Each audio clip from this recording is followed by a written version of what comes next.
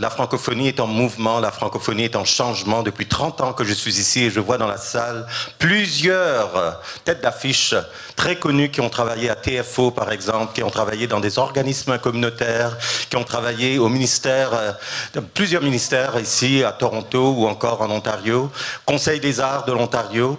Je pense que nous devons aussi féliciter tous les organisateurs, les membres d'administration du Salon du Livre de Toronto. On les applaudit.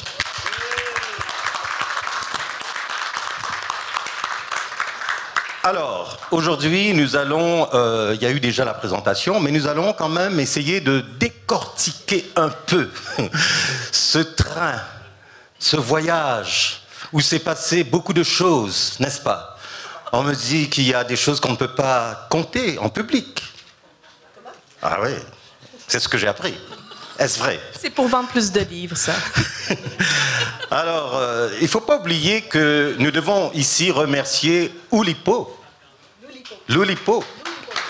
Ces gens sont venus ici à Toronto, ils ont donné des entrevues, ils ont fait des ateliers, on a découvert une richesse incroyable qui existe dans le monde littéraire que les Ontariens, les Canadiens ne connaissaient pas nécessairement, n'est-ce pas?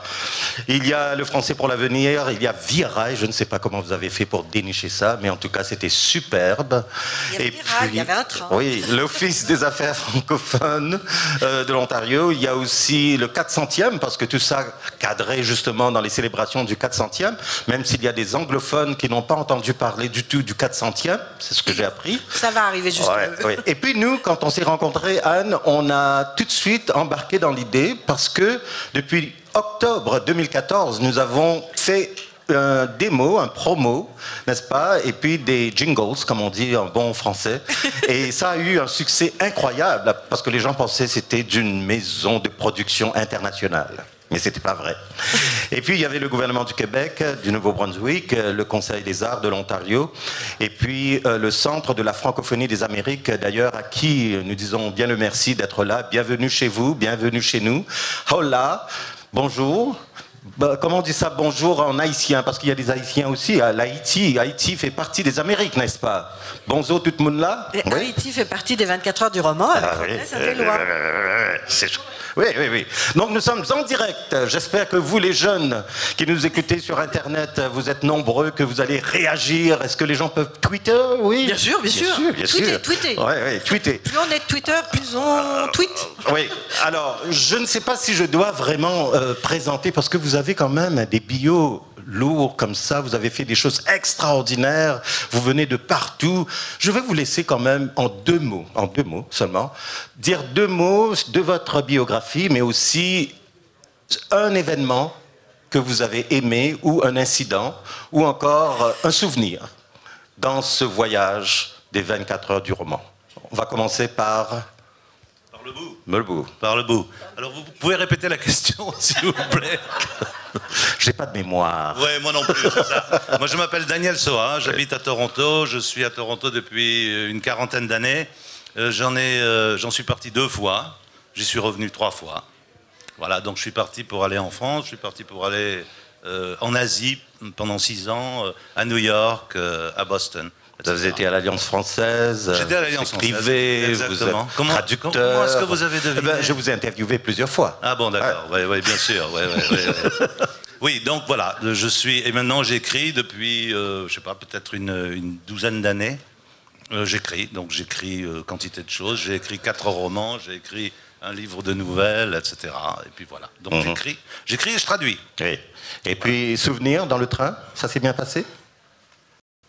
Les souvenirs dans le train, en fait, c'est assez difficile parce que moi, j'étais plus ou moins dans un état second, c'est-à-dire que j'étais dans ma cabine, il fallait que j'écrive, il faut sortir un certain nombre de mots en 12 heures, etc., etc. Donc c'était un peu par ça que j'étais accaparé. Mais en fait, ce qui était intéressant, c'est rencontrer les collègues, les autres. Et justement, en lisant ce livre, c'est de pouvoir mettre une tête en face de la personne qui a écrit ces choses-là. Et ça, c'est extraordinairement attachant. Donc, ce que je me rappelle du train, ce sont les têtes. Ensuite, j'ai commencé à lire. Et le service était bon? Mais le service était impeccable. bloqué. Via Rail, merci. Via Rail, merci. Au prochain, s'il vous plaît. Alors, bonjour. Ben, vous m'avez, ceux qui étaient là avant, vous m'avez entendu lire. Donc, je suis Bertrand Laverdure, je viens du Québec. J'habite à Montréal. J'ai publié plusieurs livres de poésie. D'abord, je suis un poète, mais je suis un romancier aussi. C'est sur ces credentials, comme vous dites en français, des fois en Ontario, que j'ai été donc approché pour participer à ce projet, qui est un projet de prose. Hein. Et donc, je suis aussi le poète de la Cité à Montréal pour 2015 jusqu'à 2017. C'est une espèce de bourse décernée par le Conseil des arts de Montréal. Donc, j'ai fait un peu de télévision aussi à ma TV avec Jean Barbe, une émission qui s'intitule Tout le monde tout lu. On a fait 60 émissions littéraires. J'étais donc chroniqueur et recherchiste. Donc, transiger avec des auteurs, transiger avec les diverses personnalités des auteurs, ça a toujours été pour moi quelque chose qui m'a plu, qui me plaît encore. Et j'aime voir la diversité des névroses devant moi en jeu, la diversité des angoisses et la diversité des exagérations, soit dans l'humilité, soit dans le narcissisme. Vous avez aussi écrit un roman, je pense, Comment faire l'amour avec un robot. Non, comment... Oui, Comment faire l'amour avec Danny Laferrière sans se fatiguer.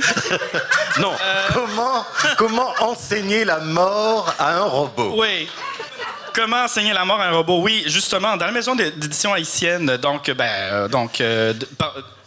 menée par l'éditeur Rodney Saint-Éloi, qui faisait partie aussi donc, de l'équipé, dans la collection Cadastre, qui est une collection iconoclaste, d'essais iconoclastes, donc d'où le titre iconoclaste. Mais je m'intéresse à l'avenir, à notre corps post-trans, tout ce qui peut arriver dans 200 ans. Intéressant. Alors, oui. Un souvenir comme ça dans le J'ai train. bien noté le poids du mot intéressant quand vous l'avez pu prononcer. Alors donc, le souvenir, eh bien, vient deux choses. D'une part, les douches dans la petite cabine. Vous avez eu le temps de prendre une douche, oui? J'ai jamais osé prendre une douche dans la petite cabine. La cabine qui est faite pour que quand tu prennes ta douche, ça arrose le siège de toilette, le lavabo et tout le reste du compartiment. Alors donc, c'était comme une expérience oulipienne en soi de prendre sa douche. Et d'ailleurs, c'est seulement un oulipien, Olivier Salon, qui a réussi à prendre sa douche comme une espèce de contrainte supplémentaire ajoutée au voyage. En fait, le souvenir dans le train, c'est l'odeur. Ouais, l'odeur. L'odeur des douches non prises. Oui, merci beaucoup, merci beaucoup. D'ailleurs, on s'est parlé à la radio. Vous avez même composé un poème au pied levé comme ça. On se souvient, oui. Des fois, j'ai un peu de mémoire. C'est vrai, il l'a lu en direct à ton émission. Alors moi, je suis la Cléopâtre ferroviaire, d'après Monsieur Bertrand Laverdure, qui nous a composé pas un roman, mais un poème du même nom. Moi, je ne sais pas trop quoi raconter sur moi. Fougueuse. Une biographie pour moi. Fougueuse. Fougueuse. Voyageuse. Voyageuse. Et vous aimez mettre les gens... Dans un train. Oh, je dirais tous dans le même bateau, mais c'était un train. Non, en tout cas, les gens vous connaissent. Ça fait 30 ans que je suis ici. Je pense que c'est la première fois qu'il y a eu tant d'intérêt, tant d'engouement. C'est dommage que des fois, on organise des activités qui tombent au même moment et ça peut causer des embarras de choix pour les gens qui y participent. Donc, il faut qu'on travaille là vraiment. On mesure le vrai équipe. degré d'amour. Justement, parce que je sais quand le train est arrivé à la gare Union, j'étais dans une grande messe, une grande conférence, et puis je ne pouvais pas sortir, il fallait choisir. Cela Mon dit, cœur c'était pas balance. très grave parce qu'on était tellement lessivés qu'on n'a rien vu non plus. Donc, j'espère qu'il y avait du monde. Je pense que ceux qui se sont déplacés étaient les bienvenus, mais on les a pas beaucoup vus parce que on est parti assez vite. On était dans un état assez lamentable. Entre ceux qui avaient trop bu et ceux qui étaient très fatigués, il y avait plus grand monde. Et ceux qui ne s'étaient pas lavés, on aura l'occasion. À peu près tout le monde. On aura l'occasion de vous déshabiller dans les prochaines minutes. Mais merci, mais j'ai pas l'intention de prendre une douche au Salon du Livre de Toronto. Mais pour l'instant, j'aimerais qu'on dise aux gens, ça le public, le grand public ne le sait pas. Je vous apprends rien, peut-être certains, mais je vous dis un secret. Le jour, dans la préface d'ailleurs, c'est là, le jour où le livre a été édité ou mis sous presse. Mis sous presse. Anne est devenue citoyenne canadienne. Bravo! Et c'est écrit dans le livre.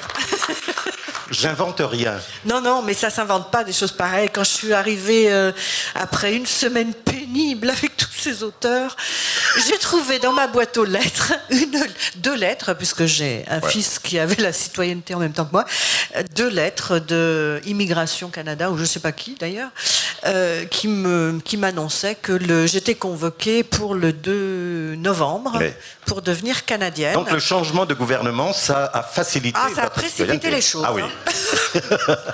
Bon, je ne sais pas ce qu'il faut en penser. Au prochain. Merci beaucoup, Anne. Bonjour. Ah oui, moi je m'appelle Herménégilde Chiasson. J'ai une vie assez éclectique et assez postmoderne parce que finalement j'ai fait 150 expositions solo et en groupe. J'ai écrit 50 livres. J'ai écrit 40 pièces de théâtre. J'ai dû faire une vingtaine de films. Et après ça, j'ai eu autre chose. Mais disons, en gros, c'est à peu près ça. Donc c'est pour ça que je dis que j'ai une vie postmoderne. Sans oublier que tu as été gouverneur général. Ah oui, j'ai été lieutenant-gouverneur, c'est vrai. Et une de mes fonctions, c'était justement de faire prêter serment aux gens qui étaient des nouveaux citoyens. Ouais. Parlez-nous un peu de souvenirs d'enfance rapidement de Boniface, de votre région. Ah non, moi, Boniface, non. Non, malheureusement, je n'ai jamais fait l'armée. C'est un de mes regrets. Mais j'ai... Non, je sais, il y a toujours moyen. Maintenant, ça va... Oui, c'est vrai, j'ai toujours l'uniforme d'ailleurs. Non, je suis en fait d'origine acadienne. Je suis né à Saint-Simon, au Nouveau-Brunswick, dans la péninsule, et j'habite toujours en Acadie. Et je dis toujours, je suis un des rares Acadiens à vivre encore en Acadie, parce que ceux dont on entend parler sont souvent au Québec, mais moi, je suis toujours en Acadie. Vous savez qu'en France, on parle beaucoup plus de l'Acadie que de l'Ontario. Pourquoi? Je pense à cause de notre passé colonial, parce que Champlain, justement, nous, on est les premiers. On est arrivés, on était sur le bord de l'Atlantique. Quand on va à Saint-Malo, par exemple, voilà. On ne parle même pas du Québec, on parle de l'Acadie. Ah, c'est bien passé, parce qu'en 1604, c'est ça, Champlain s'est installé en Acadie. D'ailleurs, Champlain, dans ses écrits, il dit quelque chose qui, moi, m'a toujours frappé. Il dit, il est difficile de connaître ce pays sans y avoir passé un hiver. Et je pense que l'hiver, c'est ce qui nous définit. D'ailleurs, on est à la veille. Mon pays, c'est l'hiver. Oui, voilà, il avait précédé Vigneault. Et un souvenir? Un souvenir sur le train, le lever du soleil, dont j'ai pris beaucoup de photos. Et j'en ai mis certaines sur Facebook, dont j'ai eu beaucoup de likes. M. Voilà. J'aime. Voilà. C'est bien. Combien? Je sais pas, moi, 150, quelque chose comme ça. C'est quand même assez bien. C'est beaucoup. Ouais. Donc ça, c'est le seul souvenir. À part ça, tout s'est bien passé avec les amis, les collègues? Le bar ouvert entre Montréal et Toronto. Tout le monde parle de ce bar ouvert. Excellente conversation, et souvenir inoubliable. Est-ce que les gens ont eu le temps ouvert. de dormir un peu, de se reposer? Oui, on est arrivé détendu parce que le train de Villerail, ça brasse vraiment beaucoup. Ça vaut plusieurs massages. Et quand on arrive à l'autre bout, on est complètement détendu. Okay. Je le recommande à tout le monde. Au prochain. Merci beaucoup. Moi, c'est Mireille Messier. Je suis une auteure franco-ontarienne. J'ai écrit 19 livres jeunesse. Et, oh, mon Dieu! Et puis, c'était donc la première fois que je travaillais sur un projet pour les grands. Donc, la barre était haute, très, très haute. Mais ça a bien fonctionné. Ensuite, j'ai aussi eu la chance de travailler beaucoup en télévision, en radiodiffusion, etc. Donc, ça me changeait de ma zone de confort. Disons que c'était complètement hors de ma zone de confort. Et un petit souvenir, moi, c'était la nausée. J'ai vraiment eu beaucoup la nausée, surtout les 3 premières heures, à essayer d'écrire à l'ordinateur. J'avais pas pensé mettre la police un peu plus gros. Donc, la police était vraiment extrêmement petite et j'essayais de taper et il y avait les nerfs qui s'ajoutent à ça. Donc, j'étais nerveuse, ça brasse. En plus, il y avait l'espèce d'effet stroboscope du soleil dans les arbres qui frappe l'écran. Donc, ça a été vraiment assez difficile et Le plus drôle là-dedans, c'est que pour être choisi parmi plusieurs auteurs qui étaient intéressés à faire le projet, l'Association des auteurs de l'Ontario français avait demandé aux gens d'écrire un texte pour dire pourquoi on voudrait faire partie de cette équipe-là qui va aller faire les 24 heures du roman. Et moi, j'ai eu la brillante idée de dire que une des raisons qu'ils devaient me choisir, c'est parce que j'avais pas la nausée. Donc, moi, je faisais du voilier, il n'y avait pas de problème. Je pouvais voyager avec le dos vers le sens contraire, etc., et que ça ne me faisait rien. Et donc, c'était très ironique que ce soit moi dans toute l'équipe qui ait eu le plus la nausée. On les applaudit, madame, monsieur. Merci. Alors, nous sommes toujours à la radio francophone des Amériques, où que vous nous écoutez, nous vous disons bien le bonjour en direct de Toronto. Alors, en 2 mots, s'il y avait à présenter à tous ces internautes qui ne connaissent pas, qui n'ont jamais mis les pieds à Toronto, hein, qui pensent qu'on est quelque part aux États-Unis ou ailleurs, mais jamais ils vont penser qu'il y a des francophones, que ça résonne et que nous sommes bien entourés, n'est-ce pas, et que ça bouge ici à Toronto dans la francophonie. Qu'est-ce qu'on pourrait le dire? Comment décrire la ville de Toronto et francophonie? Il y a un salon du livre à Toronto. À part. Un salon du livre francophone. Il y a des radios, CIUT, avec l'accent. Radio-Canada. Il y a Radio-Canada, bien sûr, avec des émissions. On avait Lynn Boily qui est venue nous faire un petit coucou, qui est en train de faire son émission en direct aussi. 2 conseils scolaires. Toronto, il y a des écoles françaises. Il y a une nouvelle librairie francophone, toute petite, mais petit deviendra grand. TFO, qui est une télévision. Il y a TFO, il y a énormément de ressources en fait. Oui. Il y a le centre francophone, il y a beaucoup d'activités culturelles, il y a beaucoup de... je pense qu'on peut s'y retrouver en français à Toronto facilement. Oui. Oui? Non? Oui, mais... Je ne sais pas. Non, en fait, il y a une mosaïque de nationalités francophones, il y a une mosaïque de gens qui parlent français. La sensation de communauté est tout de même très rare. Et, parce que les gens vivent dans leur propre communauté. Et comme tous les Français et francophones ailleurs, j'ai l'impression que les gens se fondent davantage dans la vie anglophone et ont une existence anglophone. Et donc ne sont pas pris dans leur communauté. Donc c'est pour ça que des manifestations comme celle-ci, des événements comme ceci, que le Salon du Livre, sont des choses extraordinairement importantes, parce que ça permet aux gens de se rassembler. Et c'est pour ça aussi qu'un livre comme ça est quelque chose de fantastiquement intéressant, parce que ça permet à toutes ces mosaïques de s'échanger, et de parler ensemble, de discuter ensemble et de créer une œuvre commune.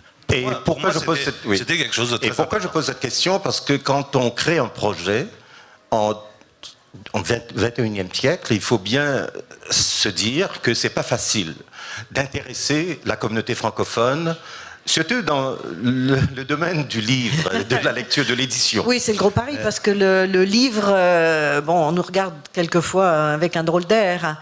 On chante pas. Hein? Mais...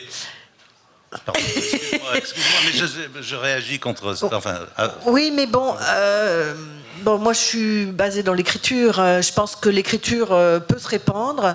Je pense que c'est aussi une manière pour nous de nous exprimer, d'avoir du pouvoir. Cette langue française, il faut qu'elle perdure.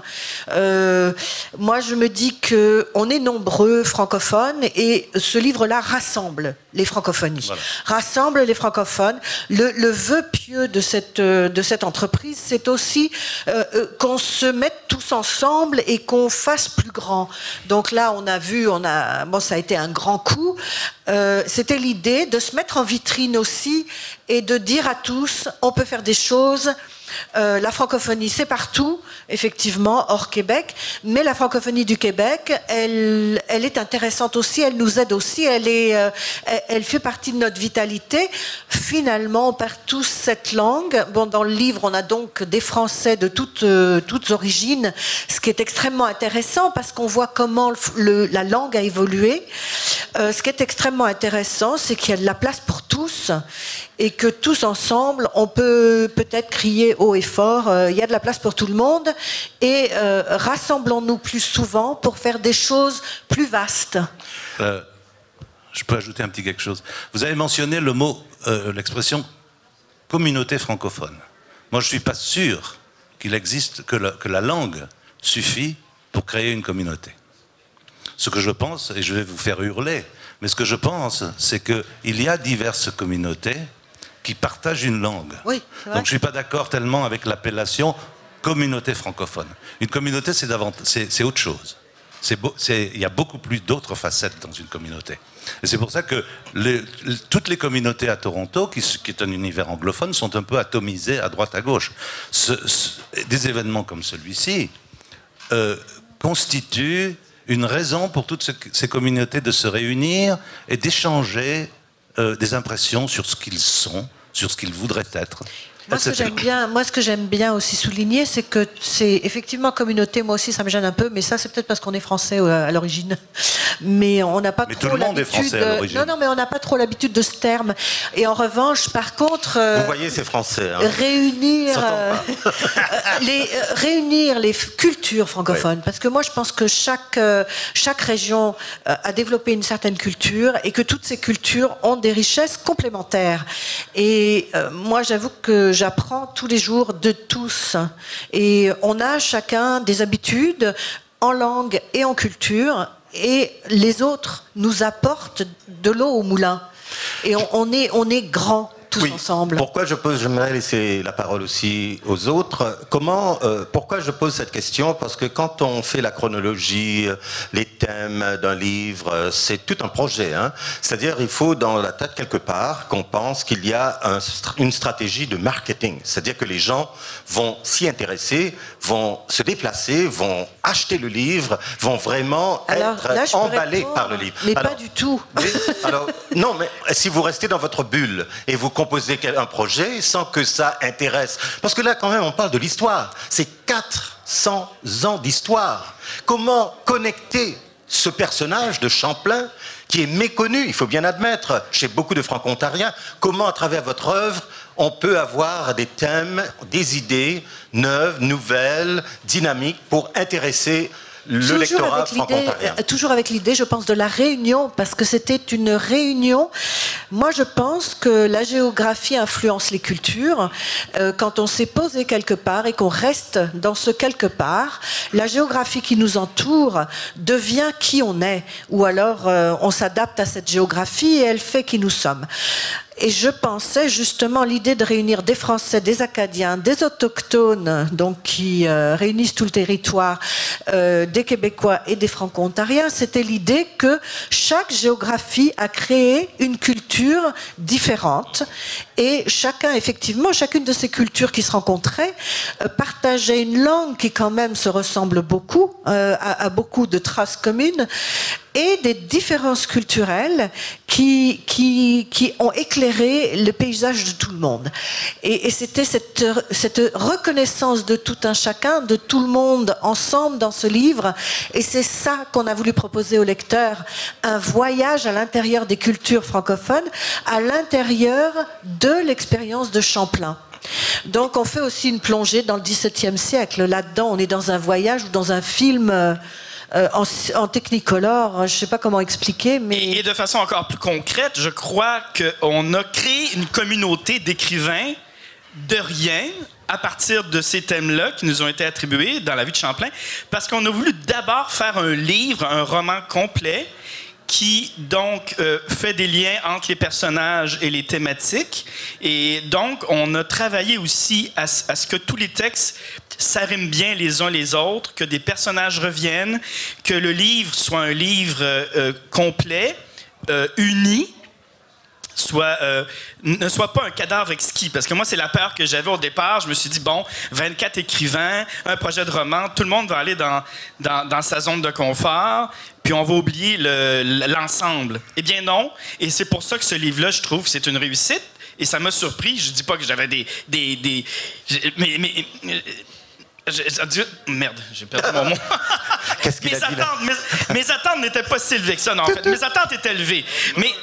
Merde alors. Mais... Et j'ai été agréablement surpris de constater que c'est un livre qui se tient. C'est un roman en soi. Ce n'est pas 24 atomisations, 24 communautés ou 24 personnalités. C'est 24 écrivains qui ont décidé de prendre à bras-le-corps le personnage de Champlain et d'en faire une œuvre de fiction très particulière, centrée un peu sur la vision aussi plus des Amérindiens de communautés autochtones, comme l'a bien dit Stéphane Cormier tantôt. Et une vision aussi fantasmée, une vision postmoderne, une vision très, très herménégilde chiassonienne. Car Herménégilde a terminé, a clos le livre avec son épilogue, son entretien avec Champlain, un entretien fictif avec Champlain qui est merveilleux. Allez-y. Oui, non, pour revenir un peu à ce qu'on disait tantôt par rapport à la communauté francophone, quelqu'un me disait qu'il y a 100 000 francophones à Toronto, mais vraiment, c'est assez étrange parce que moi, j'habite une ville qui était une ville bilingue, Moncton, mais lorsqu'on va à Moncton, il n'y a pas véritablement comment je pourrais dire, de signe qui nous dit qu'on est dans une ville bilingue. C'est très, très anglophone et c'est un peu comme Toronto. Mais je pense que, évidemment, à Toronto, ça s'explique parce qu'il y a une très, très grande majorité d'anglophones. Mais je pense que pour qu'il y aurait une francophonie plus vivante, il faudrait qu'il y ait un lieu. Il faudrait qu'il y ait un lieu où se trouverait, je ne sais pas, un poste de radio, un cinéma, un théâtre, un endroit, justement, une place francophone. Parce que je remarque que c'est la même chose dans toutes les villes francophones au Canada. C'est l'impossibilité d'arriver, justement, à rejoindre les francophones. Et ça revient un peu à ce que tu disais, Daniel, le fait que tout le monde est atomisé en petits groupes et on n'arrive pas, justement, à se relier. C'est le fameux projet de la Maison de la Francophonie qui n'a pas encore vu le jour. On dit, récemment, il a été dit que la ville de Toronto s'investirait là-dedans. C'est à espérer. Oui. Et effectivement, ça permettrait de rassembler. Un dernier mot, avant chacun, j'aimerais que vous me lisiez quelques minutes seulement des extraits qui vous passionnent, peut-être vos propres passages. Allez-y. Moi, je voudrais revenir à l'idée de marketing. Qui a démarré toute cette conversation. Moi, je ne suis pas certain que lorsqu'on commence à écrire quelque chose, on ait du marketing en tête. Moi, je pense que on fait ce qu'on doit faire, et si on le fait honnêtement et si on le fait bien, on aura l'éloquence nécessaire pour que ça se vende. Et là, Daniel, je dois vous interrompre. Ça fait 30 ans que je suis ici. Et il y a des écrivains talentueux dans cette province et à Toronto. Vous le savez, on ne va pas se mentir. Il y a une difficulté de vendre, de faire connaître les écrivains francophones dans cette province. Oui, mais parlons de ce projet particulier. C'est un projet où nous sommes investis totalement, nous-mêmes, dans ce que nous faisions, etc. Et c'est un projet auquel nous avons adhéré parce que nous étions totalement convaincus de la valeur de ce projet. Ce projet crée son propre marketing. Mais vous, je suis d'accord avec vous, parce que, je veux dire, vous étiez déjà dans le projet, embarqué dans le projet, mais sans vouloir dévoiler tous les secrets et péripéties d'Anne. Elle a eu beaucoup de difficultés à convaincre les bailleurs de fonds, par exemple, ou à convaincre les commanditaires pour embarquer dans ce projet. Or, dès le début, tout le monde, certains disaient que c'est un projet innovateur. C'est un projet qui mérite d'être financé. Mais c'est pour ça que c'est notre héros, Anne. Enfin, notre héroïne. Oui, alors nous allons commencer avec... il y a beaucoup de réactions déjà dans le livre de ce projet, sur les sites web. Ce que je trouve formidable, là où vous avez passé, il y a comme si vous avez laissé descendre une vague, voilà, et puis des traces qui sont là, gravées dans le sable, dans la neige. On a essayé de laisser une trace au passage, parce que c'est quand même l'idée. Bon, moi je suis d'accord avec Daniel, on n'a pas essayé de faire du marketing, on y est arrivé sans le faire exprès. Le fait est que c'est... moi, ce qui me paraît essentiel de rappeler, effectivement, c'est que tout le monde, quand il disait tout le monde s'est donné à fond, moi j'ai vu des auteurs se surpasser. Tous, un par un, ils se sont surpassés. Quand on en a 24 surpassements, ça fait beaucoup de dépassements. Et puis, on a prise de parole, c'est surpassé, tout le monde s'est surpassé. Et je pense qu'on en porte avec nous dans la vague cette espèce d'élan, quand je parlais de 7e ciel tout à l'heure, où on était dans un état qui existe très très très rarement, un état de grâce qui arrive, qui est vraiment unique, mais parce que tout le monde était tellement au-delà de ce qu'il pouvait faire, hein, que un au-delà, plus un au-delà, plus un au-delà, ça fait beaucoup, beaucoup, beaucoup d'au-delà. Nous sommes toujours, mesdames, messieurs, branchés sur la radio des francophones des Amériques, en direct du Salon du Livre de Toronto. Quelques extraits? Qui veut commencer? Moi, je vais commencer. Alors, je vais commencer par le chapitre 1, par le tout début du livre. Comme j'ai terminé le livre, j'ai pensé que ça ferait un hommage à Paul Fournel, qui est le président de l'Oulipo International, c'est bien ça? Ouais. Ah, de l'Oulipo, OK. Chapitre 1, une semaine en enfance. Pour l'enfant amoureux de cartes et d'estampes, l'univers est égal à son vaste appétit. C'est une citation de Charles Baudelaire. Un matin, il faut courir. Le fin poignet du petit Champlain serré dans la main de sa maman, qui se hâte pour traverser en baïonnette les rues de Brouage. Vite, ne te fais pas traîner. Samuel va de ses petites jambes, esquive les étals de légumes et les tas de morues séchées, évite de justesse les passants, se jette terrifié dans la robe de sa mère lorsqu'il croise un cheval. Elle ne cesse d'accélérer et de le tirer, relevant sans discrétion le bas de sa robe et de ses jupons avec la main gauche, sautant par-dessus les flaques, gâtant ses bottines. Dans l'urgence, elle est sortie en cheveux et des mèches s'échappent de son chignon. Ils atteignent le bastion sud-est de la fortification qui limite la ville. Elle prend Samuel dans ses bras et ils montent au sommet de la tourelle. De là, ils découvrent le paysage brillant et sombre des salines qui entourent la ville et au-delà, le vert des marais. Samuel suit le doigt de maman qui lui montre un groupe d'hommes à cheval au loin. Dans la main gauche, elle serre maintenant un mouchoir de dentelle blanche qu'elle roule en boule et pétrit comme un petit pain. Regarde, ils avancent par ici. Merci. Herménégilde Chiasson, merci beaucoup. Et rapidement, Anne, parce que nous n'avons pas beaucoup de temps. Je vais lire un tout petit morceau du chapitre de Yara El-Khaban, qui s'intitule « Moi la mer ». Donc, elle avait pour mission les traversées, et la mer, c'est MER, bien sûr. Les voilà qui embarquent, pêcheurs, troqueurs, marchands, esclaves, colons exilés, explorateurs, conquistadors, cartographes, géographes, hydrographes, topographes, flibustiers, boucaniers, pirates, prisonniers, persécutés, réfugiés, rebelles, rebelles, rebelles. Le voilà qui embarque, il appelle depuis Honfleur. L'enfant de Brouage lance son rêve au large. Nous sommes en 1603, ce n'est ni nouveau ni surprenant. Ces enfants des empires naissants qui se jettent dans les bras de l'Atlantique. Arrogance, ambition, bête, curiosité, désir, convoitise, domination, subjugation planent sur mes vagues, me coupent, me traversent, négrier, guerrier. Merci beaucoup, Anne. Rapidement. Oui, rapidement. Je vais lire un autre oulipien, Olivier Salon, qui, lui, s'est intéressé à un manuscrit supposé de Hélène Boulay, la femme de Champlain, bien sûr, qui est devenue veuve.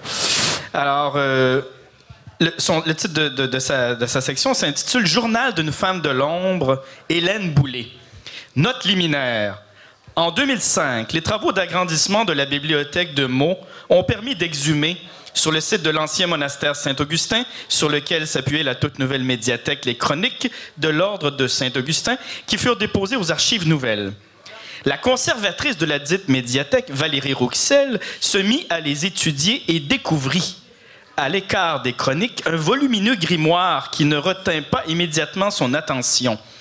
Quelques années plus tard, désireuse de répertorier le grimoire, Valérie Rouxel le lut intégralement. Il s'agissait du journal personnel de la mère supérieure du monastère, intitulé « Journal d'une femme de l'ombre », couvrant la période 1610-1654. Comme elle connaissait mon intérêt pour Samuel de Champlain, Valérie Rouxel me transmit le précieux grimoire pour mon plus grand bonheur. Aussi, ai-je plaisir à lire ici quelques pages parmi les plus marquantes du journal d'Hélène Boulay, alias Hélène de Champlain, alias Hélène de Saint-Augustin. Alors ça commence ensuite comme ça, puis il y a des entrées du journal qu'on lit, le journal imaginé de Hélène Boulay. Merci Bertrand Laverdure. Oui, alors c'est mon tour. Alors moi, je voudrais lire le passage de quelqu'un dont je suis en fait férocement jaloux. Ah. Il s'agit de Vittorio Frigerio. Parce que vous savez que cette histoire, la manière dont ça a démarré, c'est qu'on avait une vingtaine, une trentaine de sujets, il fallait en choisir 3 au choix, par ordre de préférence, et il a hérité du sujet que j'avais préféré, et qui était Étienne Brûlé. Parce que, étant traducteur moi-même, et Étienne Brûlé étant interprète, j'ai trouvé extraordinaire l'idée que il est tellement voulu se laisser absorber par sa culture d'arrivée, qui était la culture des Indiens, que finalement il s'est laissé absorber littéralement. C'est-à-dire il s'est fait manger. J'aurais eu un plaisir énorme à lire ça, mais malheureusement... Et alors je me suis penché bien sûr sur ce que Vittorio avait écrit, et à ma grande consternation, je m'aperçois qu'il écrit comme un dieu. Alors voici. Cela méritait d'être vu. Il n'y avait pas un souffle de vent, et la surface du lac, parfaitement étale, ressemblait à quelque désert d'un autre monde. Les canots glissaient le long de rivages sans le moindre bruit, et presque sans déranger l'eau, qui se refermait rapidement sur leur passage, comme si elle avait voulu effacer leur présence. Mais son regard était attiré irrésistiblement par l'horizon, la ligne lointaine au fin fond de ce lac interminable, cette véritable mer d'eau douce. Par un jeu de reflets, on aurait pu croire qu'un mince trait noir séparait l'eau du ciel. Étienne Brûlé pagayait et laissait son regard avancer le long de cette ligne d'encre qui lui rappelait le but de son voyage, lui rappelait qu'il allait bientôt retrouver l'homme qu'il venait une fois de plus de quitter, entendre de nouveau sa voix, en même temps autoritaire et douce, séduisante et sûre d'elle-même, qui lui dirait ce qu'il fallait faire. Merci beaucoup, Daniel Soa. Alors, pour terminer, malheureusement, vous êtes parti, vous êtes absenté, hein, pour ne pas qu'on vous pose des questions pertinentes, n'est-ce pas? Alors, voici quelques réactions d'auteurs qui ont participé à ce projet. Ça me frustre tellement quand j'écris. Je peux m'arrêter une demi-heure sur un mot, tu sais, parce que je ne peux pas le saisir. Mais là, je n'ai pas eu le temps de faire ça. Hélène K, auteure franco-ontarienne. Tout le monde sait de qui je parle. Écrire de la prose narrative pour un poète dans un train au Canada, je ne le ferai jamais plus. Mais si on me proposait de le refaire demain, j'accepterais parce que c'était génial. Frédéric Forte, auteur français. Et puis, je pense qu'on est rendu à une époque où on a envie collectivement de revisiter ces personnages-là, pas pour les détruire, mais leur redonner leur vraie stature d'homme, parce que moi, je trouve qu'un homme, c'est beaucoup plus intéressant qu'un demi-dieu. Et c'est signé Daniel Grenier, auteur québécois. Alors voilà, c'est que nous avons essayé de faire, madame, monsieur, en quelques minutes, en 24 minutes, c'est de décortiquer un peu avec d'autres perspectives, parce que quand vous allez lire ce roman, vous allez voir qu'on veut vulgariser un peu l'histoire, et nous espérons que les jeunes francophones de tous les horizons d'Amérique vont saisir ce livre au nom et au grand bonheur de ces 24 auteurs et au grand bonheur de l'auteur, la créatrice de ce projet, Anne Forrest Wilson. On les applaudit bien fort, mesdames, messieurs.